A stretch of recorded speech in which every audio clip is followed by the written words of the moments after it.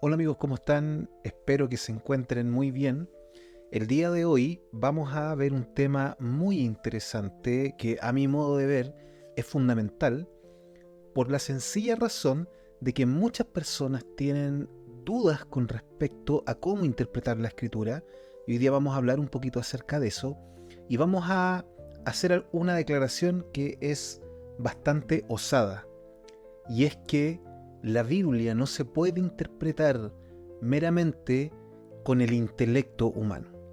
Y sé que esta declaración en sí es compleja y un poco puede llevar a las personas como a tomar un poco de distancia, y está bien, es correcto, pero te pido que te quedes hasta el final para que escuches completa la argumentación de lo que la misma Biblia dice con respecto al intelecto del hombre, a la inteligencia humana.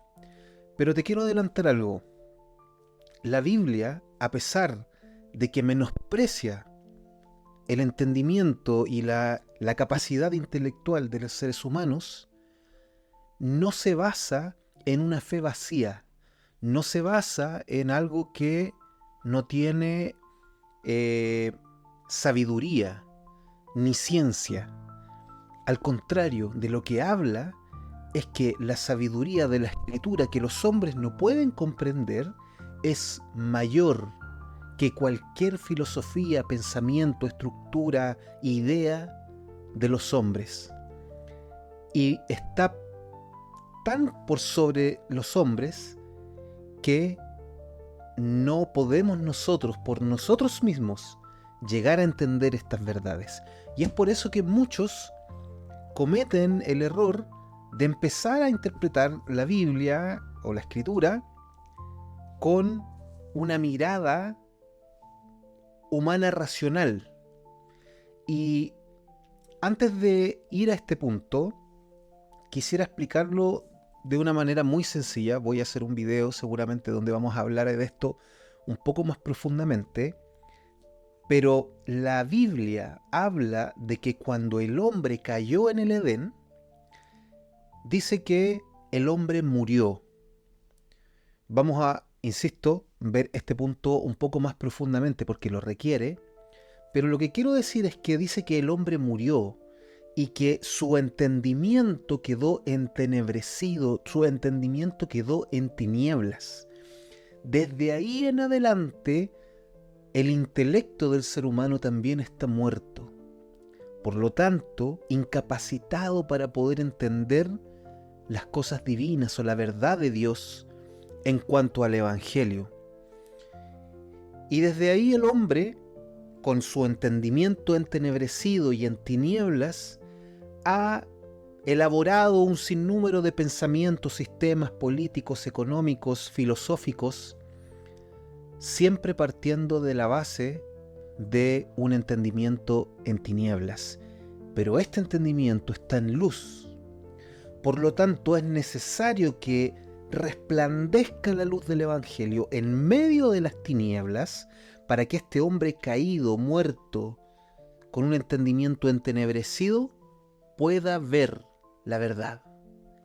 Y esa verdad solamente puede ser vista de acuerdo a lo que dice la Escritura, si es que es Dios mismo quien abre nuestro entendimiento, corre el velo de tinieblas para que nosotros podamos ver la verdad. Quiero leer en 1 Corintios 1, capítulo 1, versículo 18 en adelante, y dice lo siguiente: porque la palabra de la cruz, o sea, el Evangelio, la palabra de la cruz es locura. La palabra que se usa acá también podría decirse insensatez. Porque la palabra de la cruz es locura, es algo insensato, sin sentido, sin juicio, a los que se pierden. Pero a los que se salvan, esto es, a nosotros, es poder de Dios. Entonces está diciendo que estas palabras, las palabras de la cruz, las palabras del Evangelio, para los que se pierden o para los que no se salvan, es locura, es una insensatez. Pero para los que se salvan, esto es poder. Pablo continúa en el versículo 19 y dice, porque está escrito, esto está escrito en el libro de Isaías, destruiré la sabiduría de los sabios. Y esto es muy, muy importante porque es Dios mismo desafiando a los hombres, desafiando a los sabios de este mundo, de este siglo. Y Dios dice, destruiré la sabiduría de los sabios y desecharé el entendimiento de los entendidos. No está hablando de los necios, tontos e ignorantes, sino que está hablando de aquellos que creen saber, de aquellos que creen entender alguna cosa. ¿Dónde está el sabio?, dice el Señor. ¿Dónde está el escriba? ¿Dónde está el disputador de este siglo? ¿No ha enloquecido Dios la sabiduría del mundo? Y aquí en el versículo 21, la parte importante. Pues ya que en la sabiduría de Dios, entonces vemos que hay dos sabidurías. Una, la sabiduría de los hombres, y otra, la sabiduría de Dios. Pues ya que en la sabiduría de Dios, el mundo no conoció a Dios mediante la sabiduría. Entonces está hablando que en cuanto a la sabiduría de Dios, el mundo no conoció a Dios mediante la sabiduría humana.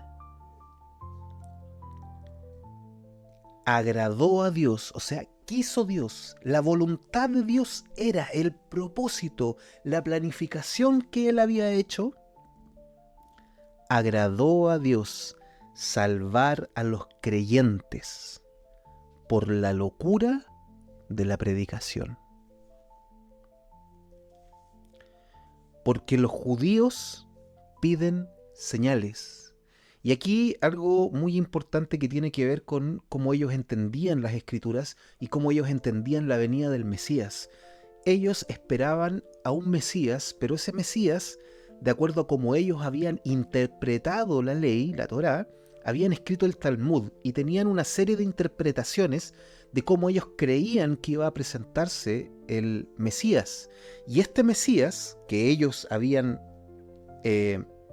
ya estudiado en los profetas, en la ley, ellos habían concluido que este Mesías iba a ser un Mesías, un libertador político, una persona que iba a llevar a Israel a la gloria y que no solamente esa gloria iba a ser por un tiempo, sino que esa gloria iba a ser eterna. Entonces ellos estaban esperando a alguien imponente, a alguien poderoso, a alguien que los iba a libertar del yugo de los romanos, a alguien que iba a llevar a Israel a vivir en una situación de gloria permanente, ¿cierto? Entonces dice, los judíos piden señales. Están buscando ellos las señales de poder de este Mesías. Y los griegos buscan sabiduría. Sabemos que en nuestra sociedad nosotros somos, podríamos llamarnos grecolatinos, ¿cierto? Porque todos nuestros conceptos acerca del amor, la justicia, la democracia o todo lo que nosotros entendemos en esta vida viene de los griegos básicamente. Tenemos una mentalidad humanista que está centrada en el hombre. Creemos que el hombre es el fin último de todas las cosas. Entonces, todas las cosas como nosotros las entendemos las vemos desde un punto de vista filosófico de los griegos. Y los griegos buscaban sabiduría. Ellos se juntaban a debatir en las plazas, a encontrar cuál era el pensamiento más importante, cuáles eran los pensamientos o las líneas de pensamiento que finalmente se iban a ir estableciendo dentro de la sociedad. Y ellos buscaban eso, ellos buscaban sabiduría. Entonces escuchaban este mensaje de un hombre, de un Mesías supuesto, que había venido a morir y que además había muerto en una cruz. Y recordemos que para los griegos el morir en una cruz era una muerte extraordinariamente vergonzosa. Era estaba reservada, esa muerte estaba reservada para los delincuentes, para los malhechores más terribles de la sociedad. Y era una muerte horrible y además vergonzosa. No solamente horrible, sino que era vergonzosa. Entonces ellos veían esto y decían, ¿y aquí dónde está la sabiduría? Y por otro lado estaban los judíos que decían, ¿y dónde está el poder? Jesús dice que si te golpeaban una mejilla tenías que poner la otra. Bienaventurados los pobres, bienaventurados los que sufren persecución por causa de la justicia. Entonces ellos no veían nada poderoso ahí. Y los griegos, por otra parte, no veían nada sabio en eso. Era una estupidez, era una locura. Porque los judíos piden señales y los griegos buscan sabiduría. Pero nosotros predicamos a Cristo crucificado. Para los judíos ciertamente tropezadero, porque ellos tropezaron con Cristo. Creyeron que ellos ya sabían, que ya entendían cómo iba a venir el Mesías, y cuando lo vieron, tropezaron. Y para los gentiles, para los griegos, locura. Más para los llamados, así judíos como griegos, Cristo, poder de Dios y sabiduría de Dios. Y aquí, en el versículo 25, dice el por qué. Porque lo insensato de Dios, o sea, si es que nosotros pudiéramos poner en un libro, ¿cierto?, toda la inteligencia de Dios, o si nosotros pudiéramos tener aquí la inteligencia de Dios, ok, busquemos la parte más insensata, más débil, lo más bajo del pensamiento de Dios. Porque lo insensato de Dios es más sabio que los hombres. Lo que Pablo está diciendo es que aún la parte más débil de la sabiduría de Dios, de la inteligencia de Dios, aún la parte más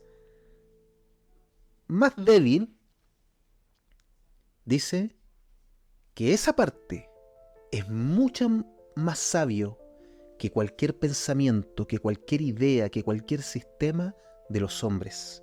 No está diciendo que por el hecho de que Dios no muestre la sabiduría a través de la sabiduría de los hombres, que no es sabiduría. Al contrario, dice que es tan sabia que es mucho mayor la parte más débil de Dios que los hombres, porque lo insensato de Dios es más sabio que los hombres, y lo débil de Dios es más fuerte que los hombres. La misma lógica. Aún si nosotros pudiéramos tomar la parte de Dios que es más débil, más frágil, eso, lo más débil, lo más frágil, es muchísimo más fuerte que los hombres, que cualquier cosa que el hombre pueda hacer, que cualquier señal que el hombre pueda buscar. Por lo tanto, Pablo está diciendo explícitamente en el libro de Corintios que fue la voluntad de Dios, que fue el deseo de Dios, desechar el entendimiento de los sabios de este mundo, porque Dios quiso, fue su voluntad, fue su deseo, que este mensaje se entendiera por medio de la locura de la predicación. No porque esto sea insensato y no porque esto sea débil, es que los hombres no lo pueden ver. Los hombres no lo pueden percibir. No pueden percibir la potencia y no pueden percibir la sabiduría, el poder y la gloria que hay detrás de este mensaje. Pablo lo dice también en el libro de Romanos, porque yo sé que mucha gente, y probablemente usted que me está escuchando, tiene muchas dudas con respecto a esto, porque nos preguntamos, bueno, Dios, si es que Dios sabía que, no sé, el hombre iba a caer, ¿por qué existe el infierno? Y tenemos muchas preguntas. El hecho de que nosotros no podamos entender esas o responder esas preguntas, respuestas que sí hay, pero el hecho de que usted o yo no las podamos comprender no significa que sea injusto. Lo que significa es que nosotros no las entendemos. o que las percibimos desde nuestra mente o nuestro intelecto caído en tinieblas, entenebrecido, está oscurecido para nosotros esa respuesta. Mira lo que Pablo dice en Romanos 1, 16 y 17. Dice Pablo haciendo esta afirmación: porque no me avergüenzo del Evangelio, porque es poder de Dios para salvación de todo aquel que cree, al judío primeramente y también al griego. Porque en el Evangelio, y esto es muy importante, en el Evangelio, la justicia de Dios se revela por fe y para fe. ¿Qué es lo que Pablo está diciendo acá? Amigo, amiga, si tú te has hecho esta pregunta o tienes cuestionamientos con respecto a la justicia de Dios y ya tienes tus conclusiones y tu juicio sacado, déjame decirte que de acuerdo a lo que dice la Escritura, si tú no comprendes el Evangelio, si tú no entiendes qué es el Evangelio, tú jamás vas a poder comprender la justicia de Dios y vas a sacar conclusiones apresuradas desde tu intelecto caído en tinieblas, entenebrecido, y claramente tu juicio está oscurecido porque no comprendes la justicia, la verdadera justicia. Comprendes la justicia de los hombres, como las planteamos nosotros, pero no conoces la justicia de Dios, porque la justicia de Dios se revela o es la podemos ver, ¿cierto? Esto de revelar tiene que ver con que hay algo que está cubierto y que necesita ser sacado ese velo para que nosotros podamos ver.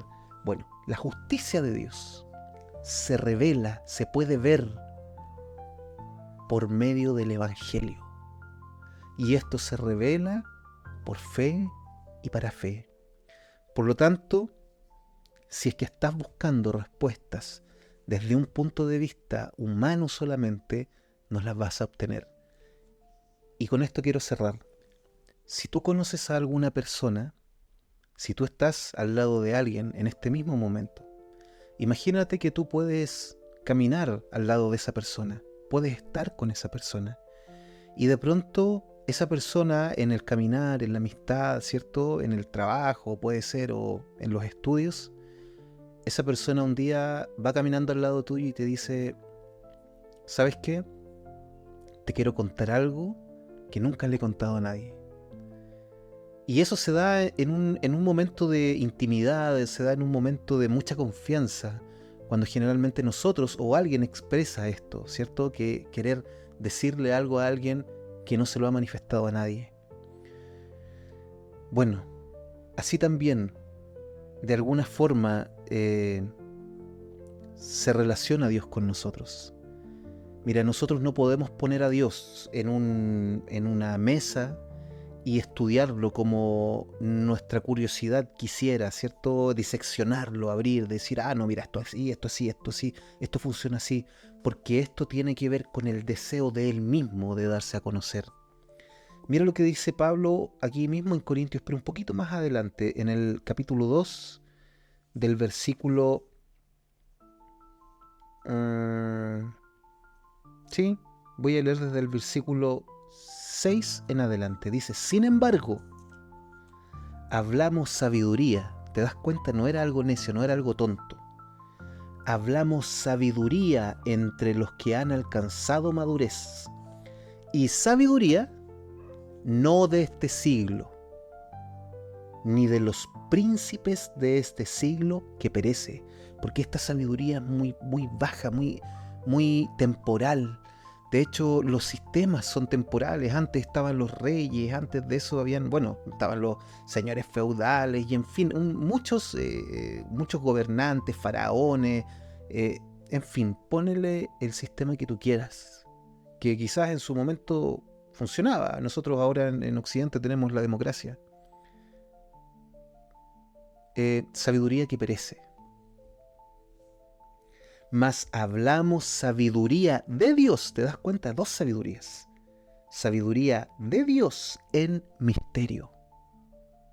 Esta sabiduría es un misterio que es revelado, que es mostrado a través de Cristo y a través de la predicación de Cristo. La sabiduría oculta, la cual Dios predestinó antes de los siglos para nuestra gloria, ¿Para quiénes? Para los que íbamos a creer. La que ninguno de los príncipes de este siglo conoció. No se puede alcanzar este conocimiento por medio de un libro que no tenga que ver con la Escritura y con el Evangelio. Porque si lo hubieran conocido, nunca habrían crucificado al Señor de gloria. Antes bien, como está escrito, cosas que ojo no vio, ni oído oyó, ni han subido al corazón del hombre, son las que Dios ha preparado para los que le aman. Pero Dios nos las reveló a nosotros por el Espíritu, porque el Espíritu todo lo escudriña. Entonces lo que Pablo está diciendo es que Dios nos reveló esto, nos mostró esto por medio de su Espíritu. Dice, porque el Espíritu todo lo escudriña, aún lo profundo de Dios. O sea, el Espíritu Santo, el Espíritu de Dios, conoce las profundidades de Dios mismo. Porque ¿quién de los hombres sabe las cosas del hombre, sino el espíritu del hombre que está en él? Esto quiere decir que tu espíritu, ¿cierto? Tú ahí en tu conciencia, tú conoces tu interior, tu realidad. Tú sabes que hay cosas que nunca le has contado a nadie. Muchas de ellas quizás vergonzosas, quizás por las cuales alguna persona incluso podría estar preso, no sé. Lo que quiero decir es que hay cosas que solamente tú conoces de tu interior, que tu espíritu las conoce y nadie más. De la misma forma, también el Espíritu de Dios conoce lo que hay en Dios, aún las profundidades de Dios.